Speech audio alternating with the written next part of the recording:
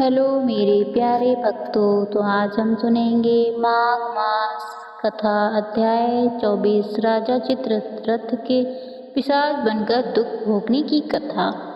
लोमस जी कहने लगे कि हे वह राजा पहले तो तामिश्र नामी नरक में गया, फिर अंध तामिश्र नरक में जहाँ पर अति दुखों को प्राप्त हुआ, फिर महारौरव, फिर कालसूत्र नामी महानरक में गया, फिर मूर्छा को प्राप्त हो गया।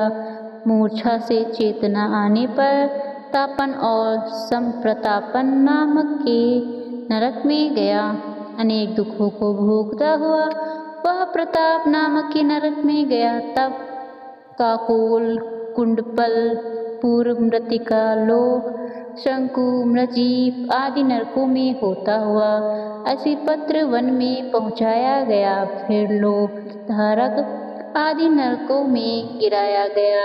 भगवान विष्णु के साथ द्वेष करने के कारण वह 21 युग तक भयंकर नरकों की यातना भोगता हुआ नरक से निकलकर हिमालय पर्वत पर बड़ा भारी पिशाच हुआ। उस वन में वह भूखा और प्यासा फिरता रहा। उसको मेरु पर्वत पर भी कहीं खाने को न तो भोजन मिला और न ही पीने को जल। होत व्यक्ता के कारण वह पिशाच घूमता हुआ एक समय लुप्त वस्त्र नाम के वन में जा गया। बहेड़े वृक्ष के नीचे वह दुखी होकर हाय मैं मरा ऐसे शब्द जोर जोर से पुकारने लगा और कहने लगा, भूख से दुखी मेरे इस जन्म का कब अंत होगा। इस पाप रूपी समुद्र में डूबते हुए मुझको कौन सहारा देगा। लोमस जी कहने लगे कि इस प्रकार वेद पाठ करते हुए देवध्रुति ने उसके दुख भरे वचनों को सुना और वहाँ पर एक पिशाच को देखा, जिसकी लाल डरावनी आंखें, दुर्बल शरीर, काले काले ऊपर खड़े बाल, विकराल चेहरा, काला शरीर, लंबी सी जीभ बाहर निकली हुई, लंबे होंठ, लंबी जांघें, लंबे लंबे पैर, सूखा चेहरा, आंखों में बड़े गड्ढे वाले पिशाच को देखकर देवध्रुति ने उससे पूछा कि तुम कौन हो, ऐसी करुणाओं में क्यों रो रहे हो, तुम्हारी यह दशा कैसे हुई और तुम्हारा क्या उपकार करूं।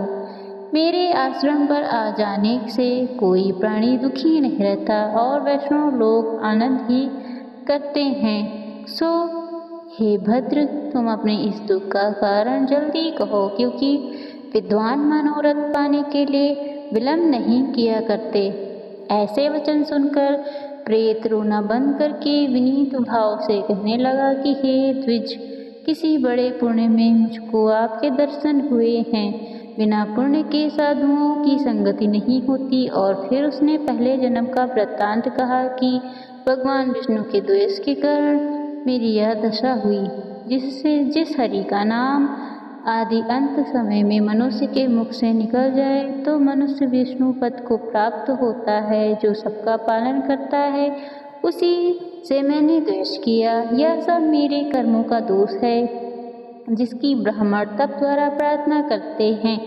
ब्रह्मादि देवता, सनकादिक ऋषि जिसको मुक्ति के लिए पूजते हैं, जो आदि मध्य अंत में विश्व का विधाता सनातन है, जिसका आदि अंत और अंत नहीं है, उस भगवान के साथ मैंने द्वेष किया। जो कुछ पुण्य किए मैंने पहले जन्म के किए थे, वह सब विष्णु की द्वेष रूपी अग्नि में भस्म हो गए। यदि किसी प्रकार मेरे इस पाप का नाश हो जाए तो मैं भगवान विष्णु के सिवाय किसी और देवता का पूजन नहीं करूँगा। विष्णु भगवान से द्वेष करके मैंने बहुत दिनों तक नरक यातना भोगी और पिशाच योनि में पड़ा हूँ। इस समय मैं किसी अच्छे कर्म की योग से आपके आश्रम में आया हूँ, जहाँ पर आपके सूर्य रूपी दर्शन ने मेरे दुख समान अंधकार को दूर किया है।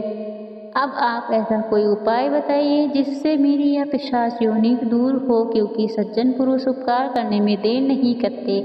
देवध्रुति कहने लगे कि हे यह माया, देवता, मनुष्य, असुर सबकी स्मृति को मोहित कर देती है, जिससे धर्म का नाश करने वाला द्वेष उत्पन्न हो जाता है। जगत की उत्पन्न करने वाले, रक्षा करने वाले, नाश करने वाले जो सब प्राणियों की आत्मा है, उनसे भी लोग द्वेष करते हैं। जिनके अर्पण करने से सभी कर्म सफल होते हैं, उनकी भक्ति से मुख मोड़ने वाले मूर्ख गति की प्राप्त नहीं होते। चारों वर्ण का वेदोक्त हरि का भजन ही उत्तम है, अन्यथा को मार्ग में चलने वाले मनुष्य नरक को गामी होते हैं। इसी कारण वेद विरुद्ध कर्मों को त्यागना चाहिए। अपनी बुद्धि से बचे हुए धर्म के मार्ग पर चलने से मनुष्य परलोक के पथ का भी नाश करते हैं। वह वेद, देवता और ब्राह्मणों की निंदा करते हैं। झूठे मन से कल्पित शस्त्रों को मानने वाले नरक में जाते हैं। देवाधिदेव विष्णु से विमुख होने वाले नरक में जाते हैं। जैसे द्रविड़ देश का राजा नरक में गया। इस कारण निंदा नहीं करनी चाहिए और वेद में ना ही कही गई क्रिया को भी नहीं करना चाहिए। लोमस जी कहने लगे कि ही ऐसा कहने पर मुनि ने पिशाच को सुमार्ग बतलाया कि माघ मास में तुम प्रयाग में जाकर स्नान करो, उससे तुम्हारी यह पिशाच योनि समाप्त हो जाएगी।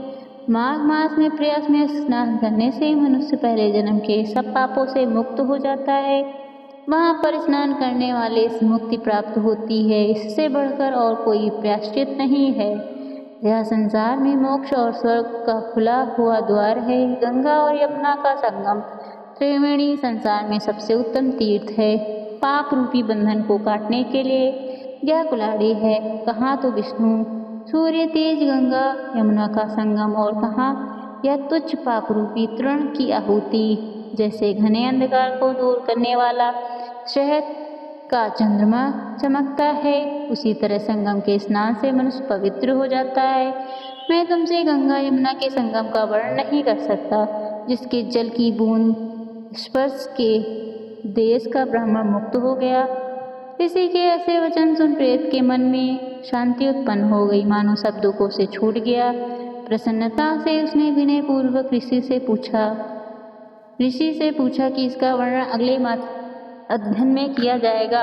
अगर आपको ये कहानी अच्छी लगी हो तो मेरी कहानी को लाइक और मेरे चैनल को सब्सक्राइब करना ना भूलें। धन्यवाद।